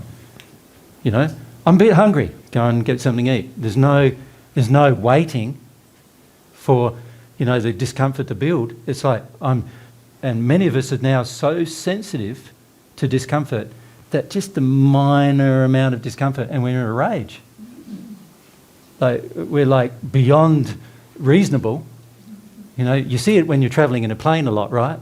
It's like, what's this meal? What? There's all sorts of things that people do just because of minor discomforts. Yeah. You were taking off continually. Yeah, I am. Yeah. Yep. I'll just bound myself a bit. Yeah. Yeah, so the biggest issue is that it's like the whole world is in agreement. And when the whole world is in agreement with something, and you're growing up in a world that's in agreement with something, the imperative and the imposition upon you to agree with it is immense. You've got the souls, which are the most powerful thing God's ever created, all in agreement on an issue with regard to emotion. All of the souls on earth are almost in agreement on the same thing. And I'm saying to you, you've got to start disagreeing with them all. It's going to be tough, right? It is going to be tough. I'm not saying it's going to be easy, because when you're the first person doing something and you're in complete disagreement and disharmony with the rest of the world about it, do you think it's going to be like a walk in the park, a breeze? It's definitely not, right? But it's what you need to do if you want to ever have a real relationship with yourself, with the other half of yourself, with anybody you ever meet, and with God, is to become a real person who has feelings. Now, years ago when I started this process, I was 33, around about 32, 33, and I was numb to the hilt. Like, I couldn't. I was stoic, very rarely feeling, always just acting, always using my intellect. I was constantly, every night I would make a list of what I've got to do the next day and do that. There was no room for feelings. No room for feelings. And it's taken me now, from that time, I'm 20, what is it? How old were you? I'm 61, so. 21. You're 21. 27, I'm 21. 27 years to become the person who can feel as much as I do now. right? Which not only means that I can feel my own feelings now, I can feel yours too. Every thought you have, I can hear them. I couldn't do that years ago. I can feel every single feeling you have towards me, every single feeling you have towards each other, every single feeling you actually carry with you that's out of harmony with love, as well as all the ones that are in harmony with love. And I can feel that for myself and others. But 27 years ago, like I said, I was numb. That's the benefit of following God's way. But I've had to learn to have some courage about going against everybody about it. You know, my family was so opposed to me feeling anything. My mother in particular was very opposed. They called it me having a breakdown. They still call it you having a breakdown. To this day. Yeah. When you had your breakdown. When you had your breakdown. I said, what breakdown was that? I had a breakthrough, you know, like into this. And they said, but you were crying a lot. I said, yeah. You know, I've now been crying for 27 years. Not every day, of course. But, you know, like last week, Mary and I were really attacked by spirits when we first came to Brussels. I hadn't slept for nearly 8 days. It was pretty bad, the attack. Well, every time I tried to drop off sleep, they'd wake me back up again. And just sort of like a torture in a different way. And eventually, on Saturday night, just last Saturday night, I got to some feelings about it, and for about 4 hours I cried. Worked through some feelings. I said to Mary, I'll be right the next day. I knew. I knew as soon as you got to where you needed to get to, it'd go. But it was pretty bad getting there. Yep. So this time last week, we were looking at counselling this event because I was so bad. And when I say I was bad, I hadn't slept for 8 days and I was sick as a dog. Bad. You know, I was getting attacked in my nervous system and my muscular system, and also I had a lot of grief to feel and so I had sinus problems and coughing sinus, which I've still got a bit now, but it's slowly going. But I was coughing all the time and I was bad. I couldn't sleep at all. I was about as sick as I'd been for like maybe 10 years. Maybe. I don't get sick very often, maybe once every 5 years or... Nowadays, you know, when I was a child, I got sick every week, or every month at least. But now I don't. The more I progress, the less I get sick. But it was bad. It was a bad situation, but I eventually connected to the emotions, and I could feel when I did the same response I have every time I feel, the physiological responses. Went through the emotion. And like I said to Mary, like I woke up the next morning. Well, I actually slept afterwards, and woke up next morning. Said I should be fine for next week. Yeah. Took me 2 more days to recover, but that's the power of doing it. It's like, and I've had that experience like thousands of times, so I've got a lot of confidence in it. So I don't take any medication, I don't take any pills or drugs or headache tablets or anything. I drink water, I eat mostly fruit and vegetables and nuts, and for the most part I don't experience unhappy things. You follow? But I used to a lot. But every time something bad does happen, where I'm being attacked, you know, when I talk about attack, most of the time when I'm attacked, there's millions of spirits involved in the attack.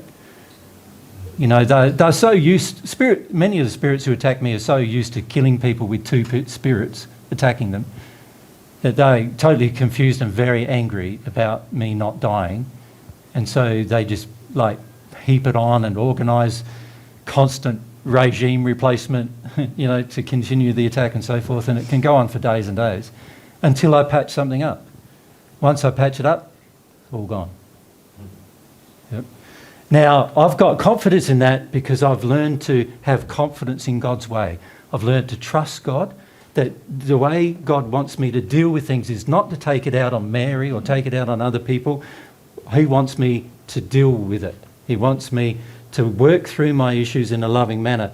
He expects that if I wish to continue a relationship with him, right, that he expects me to live by the love I've received. That's what his expectation is. And to be honest with you, that's what I want to do. Not because he expects it, because it's fantastic, right? It alleviates so many burdens. But I'm not saying to you that going from a place of stoicism to a place of feeling is not going to be difficult, because I found it quite difficult. It took me probably the first year and a half before I actually felt an emotion, right? So it's not going to be necessarily easy because in this state of being mind dominant, which I was intensely in mind dominant, and in this state of just going by what your senses told you, in that state I was like shut down, stoic, resistive to all of my feelings, but at the same time trying to be kind. At the same time trying to be a loving person, and, you know, didn't work very well. But once I realised that this dominance that I had in my mind was my main problem, and by the way, God taught me that it was. Like, God showed me that it was the main problem I had. And once that happened, then I started making progress. And sometimes the progress was so rapid that problems that I thought were insurmountable 1 month later had been solved. You know? But it required trust in the grieving process, trust in my feelings, trust that I could bear it. Because there were a lot of bad feelings. At one point when I was in my early 30s, my entire family rejected me because I was in a religious faith that they, you know, that I wanted to leave, and they wanted me to stay, and then they decided the way to punish me for that was to never speak to me again. And so my entire family, so I'm talking about my children, my ex-wife at the time, my parents, all of the other parents around, and all of my friends, and most of my work colleagues all rejected me, to the point where I walked down the street and they would not speak to me or look at me. Right? And that happened at the same time as I was going through grief of my own situation. So,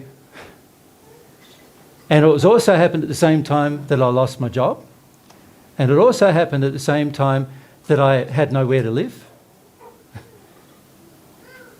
So I had to find a place to live. So there was an intense amount of grief. I cried during that period. I reckon I cried probably 8 hours a day for 4 months. Yeah. Every single day. I used to get up with the purpose of crying.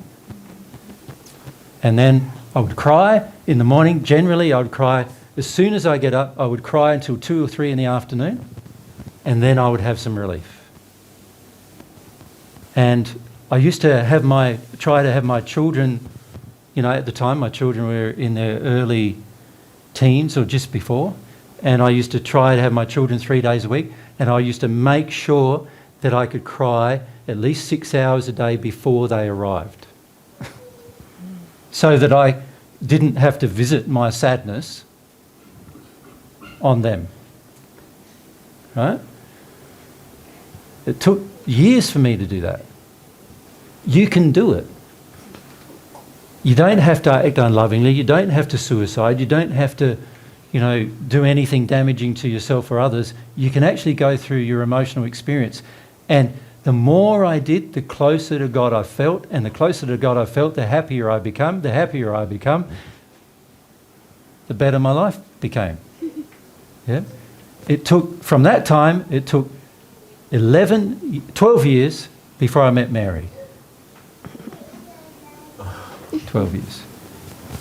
So I started when I was 33, when I was 45, I met Mary.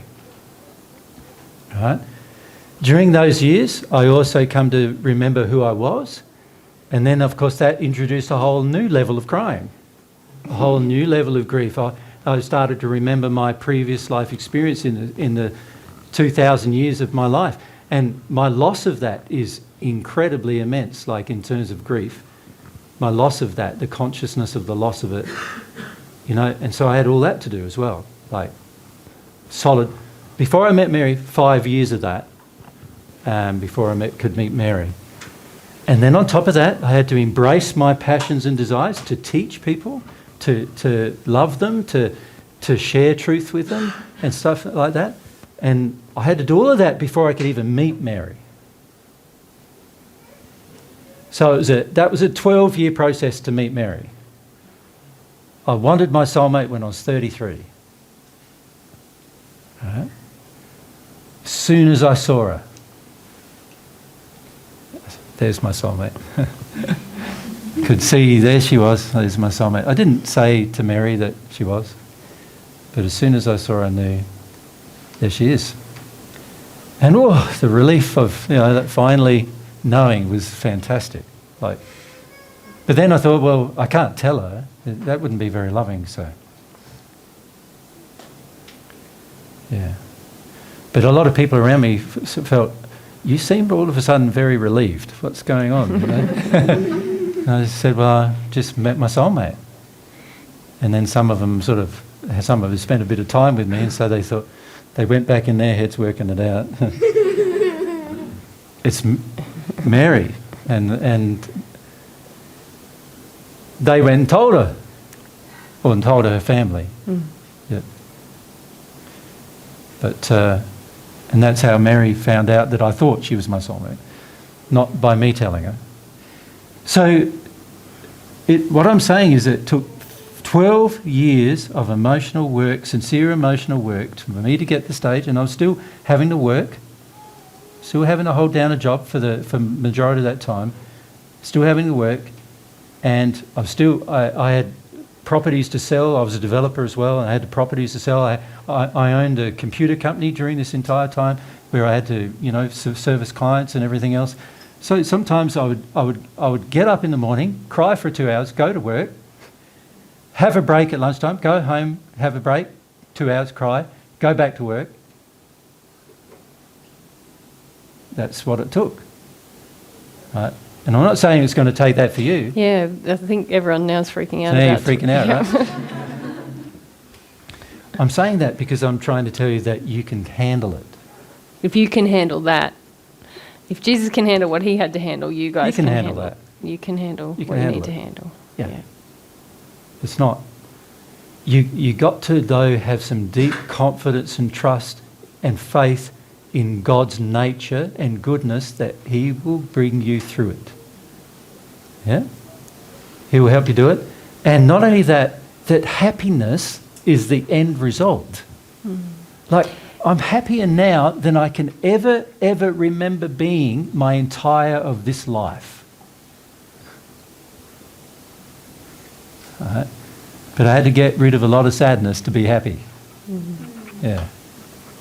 And a lot of you are parents, and also have a feeling of concern for the world and where the world is going. And really, this is the quickest way to remove the damaging effects that each of us is having on our children, on the people around us, on our environment. Yeah. You can do it the natural love way, but it's going to take you a long, long time, and you're going to be in the spirit world before you get through it, and then there will be damage that you have done on earth. And there'll be no good effect on earth either. Yeah.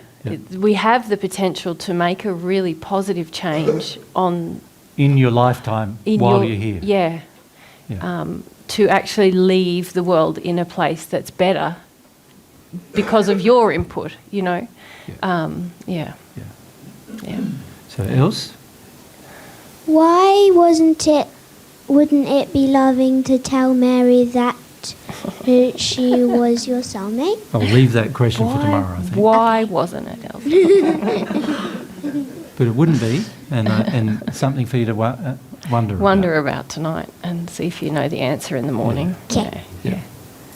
Yeah, so it's very important. We're near the time we need to finish now. So it's very important for us to start to grasp the importance of the soul and how the emotions are the key to you opening up your soul.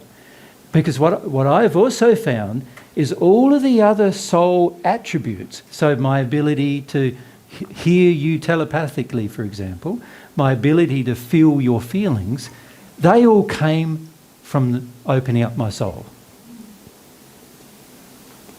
They're all things that came as a result of going through this clearing work and working through my soul problems. Because you could really say, you've talked a lot about the law-based restrictions, haven't you? Yep. You now have law-based rewards. Rewards. So, see, if you're in a state where you are worried about everything, you really don't want to hear everybody else's worries. No. Do you understand? So that's one reason why there's a restriction of the law for you to feel other people's feelings. If you're not capable of coping with your own worries, how are you ever going to handle other people's projected at you all the time? If you can't handle your own grief, how are you ever going to cope with other people's grief around you? You're going to be trying to shut them down all the time, right? So what I also realised through this process was the more I dealt with my own stuff, the greater capacity I had to feel everybody else. And it didn't hurt to feel them. Yeah. It felt good to feel them. It's like, you know, I only have to spend a few moments in your company and I already know you. You think I don't, but I do. But I also often know you better than you know yourself. Now, many people in Australia who have spent a longer time with me know that, because I've had that experience on a personal level over and over again where they thought they felt one thing and they thought they felt another thing, and we talk about something and then they realise, oh, what I'm saying was true. I can even tell them their history. There are things like, you know, what happened to them as a child, why they feel, how bad they feel, why they feel that, right? None of those capacities were with me when I was 33. None of them, right? So what I'm trying to say here is there are rewards for doing this. God's not, you know, you got to do all this hard work and at the end of it you get nothing anyway. You know, that kind of thing. It's not like that, you know. God wants to give you gifts, and some of those gifts are these incredible, like spiritual gifts, like understanding yourself, understanding your own motivations, and being really self-aware. Also, understanding other people, understanding their motivations, and being really aware what drives them. And they don't even have to tell you. You can feel from them what the problems are, and you can get, and if you're confused about it, you can ask God and He can tell you some extra bits about it, and then you're not confused. There are so many gifts that come from this process of, you could call it breaking down, you know, opening up your heart. It's breaking down the restrictions to your heart. And if you can think of your soul as your heart, you know, the feelings that you have, and really what you're trying to do is open it up and soften it up, you know. And that's why I love that verse in the Bible. There's a verse in the Bible that says that God is going to turn your heart of stone into a heart of flesh. Yep. And the way God does that is by gifting you love to the point where your stony heart can receive some and start softening. And what will happen is that as your stony heart starts to become a heart of flesh, you'll realise, oh, I've got all these feelings that have been stored up with me for years and years and years, and they're going to have to come out.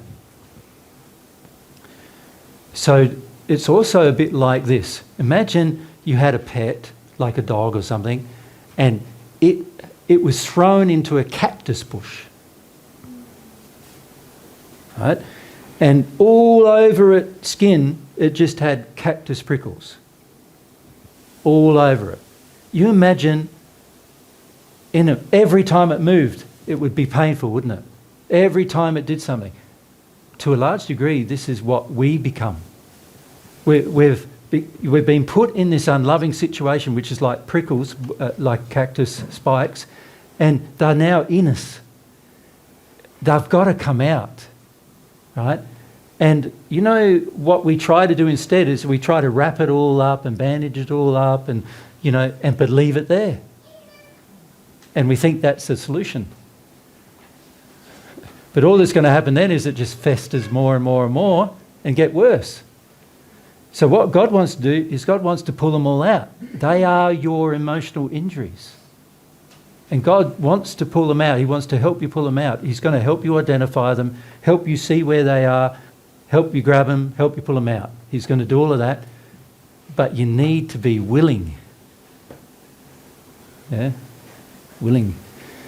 And this is our problem, is that the majority of us are not willing. We're not willing. We go, what? You expect us to go through all that pain again? But the real problem is we never went through it properly the first time.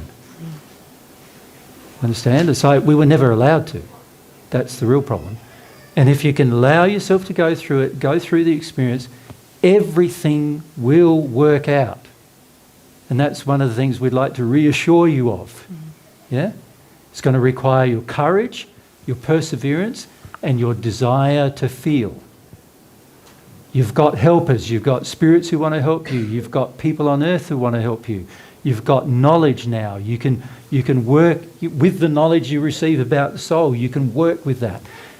On the websites, we've got like thousands of videos. A lot of them are about how to process through things emotionally, how to work through all of that.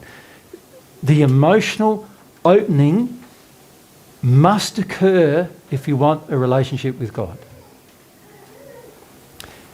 But also, if you even want a relationship with yourself, and even if you want a relationship with your other half, or even if you just want a relationship with your children or friends, at some point your heart has to be softer.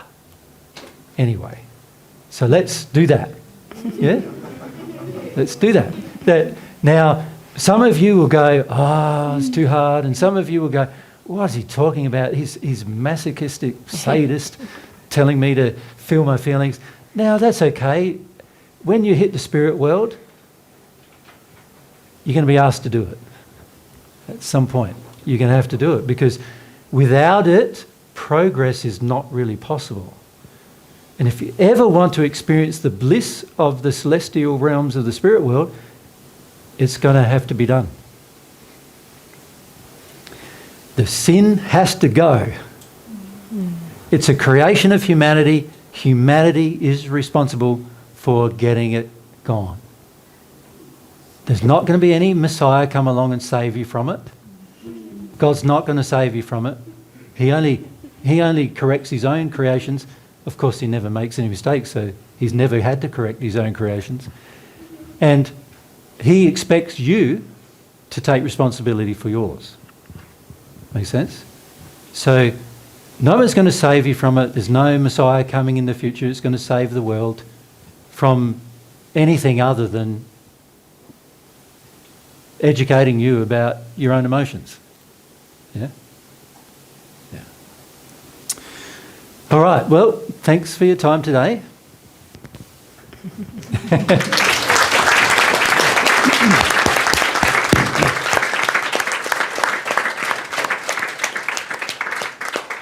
Now, hopefully tomorrow we'll have the opportunity to just talk a bit more about things like that in a less formal way and answer some of your questions. But we really want to stay on topic a bit with that subject as well, and particularly focus on, all right, why are the emotions necessary in order to have that connection with God? And I think at the moment it's becoming quite obvious why, isn't it? Because because God's communicating soul to soul. He's communicating with his emotions to your emotions. So you need to be able to give and receive emotions quite easily. You need to be able to feel this process quite strongly. And so it's pretty obvious as to why we need to do that if we want a relationship with God. And also, we might get the chance, we're just going to talk to some of our spirit friends a bit tonight, and maybe get the chance tomorrow to talk to some spirits as well about the issues. And particularly maybe we're thinking about what they had to go through to get to the stage where they wanted or desired or could start to feel God's love flowing. Does that make sense to you? So that you don't feel like... I think it's important... See, most people on earth sort of think, oh, but in the spirit world it's going to be easier. And when we talk to them, you might see that actually it's not that easy either way. Right? Well, it's the same process. It's the same process. Yeah. It's the same process. It requires the same opening, the same unnumbing, the same respect of the moral laws. It requires the same. It's going to require the same of you as it has of them. So if we can hear some of their experiences, which is what we're thinking, then it might give you the opportunity also to ask them some questions about what they went through. Does that make sense? Yeah. So that you can see that it's not just something you're going to have to do here on earth, but also something that every single person who wants a relationship with God will eventually have to face. Yep. Good day. See you tomorrow. Thanks, everyone. Yeah.